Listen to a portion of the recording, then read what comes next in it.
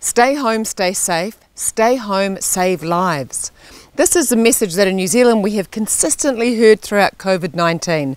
Press conference updates, media and advertising.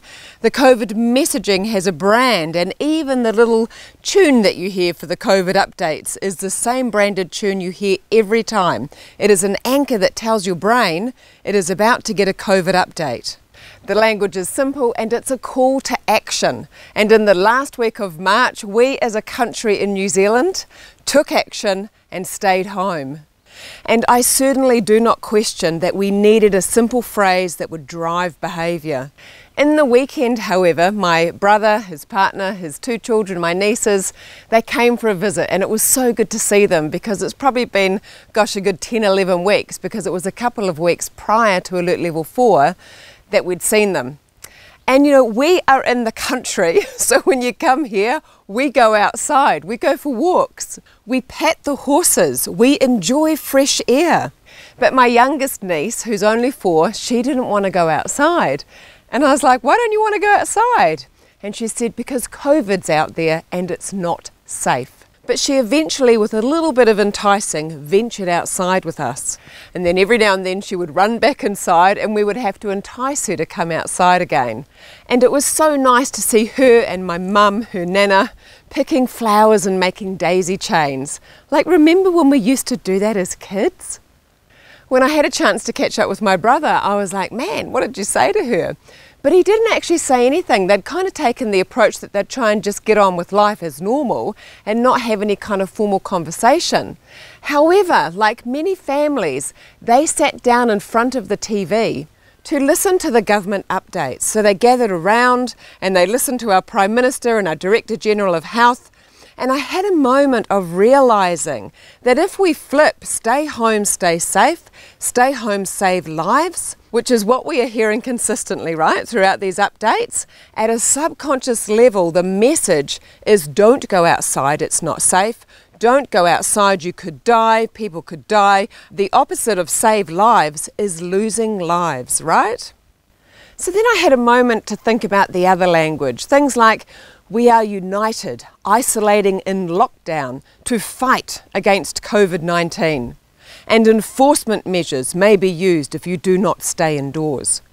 So what programs is this language creating for our children? What is the stimulus they are engaging in that forms their perception of reality? And how will that not just today, but in the future, influence their thinking, their feeling, their behaviours? And not so much at a conscious level, but a subconscious level.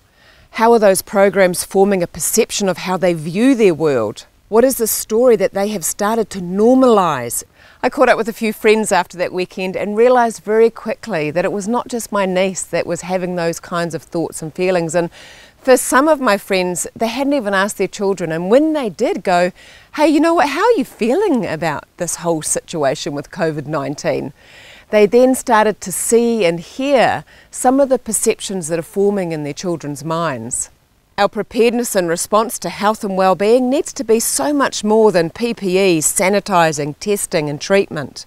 We need to be thinking about the mental health, immune health and the unconscious programs that are being created.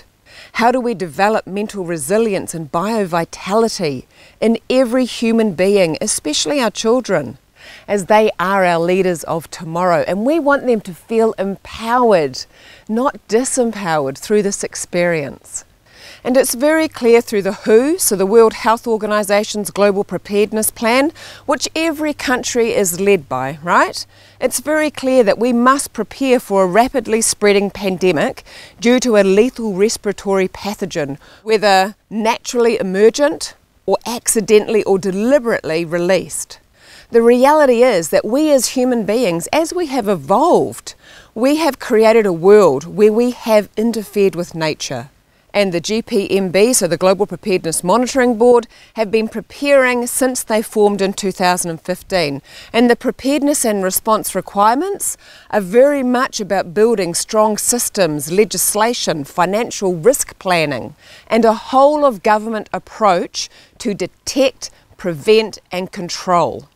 So while we continue to live in a world of GMO, degenerative farming practices, pesticides, chemicals, genetically modifying cells and engineering pathogens in labs, we can be sure that epidemics and pandemics will continue to break out.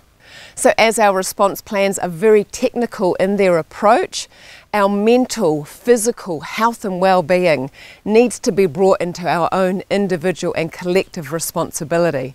So parents, aunties, teachers, uncles, grandparents, friends, take a moment to think about how are we interpreting our world through our senses? What are we accepting? What are we questioning? What are we learning?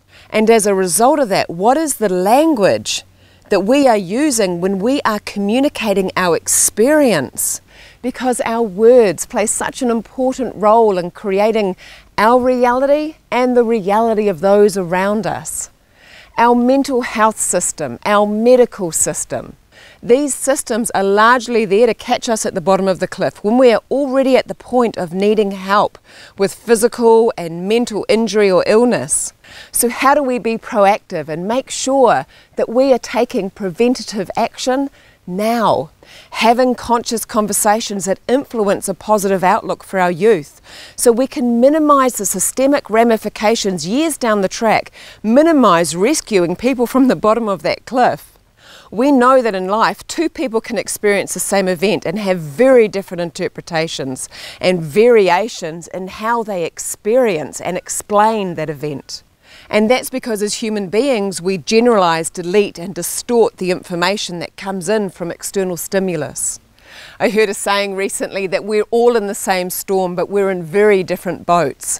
So depending on the home, the situation that our children are in, the conversations that they have overheard, the media that they have seen, whether they have a family that is experiencing or has experienced, financial or career difficulties, social or relational stresses, whether their bubble has been that kind of bubble where the family, the people that they are around have experienced that depth of pain of this situation, or whether they've been able to look at the possibilities.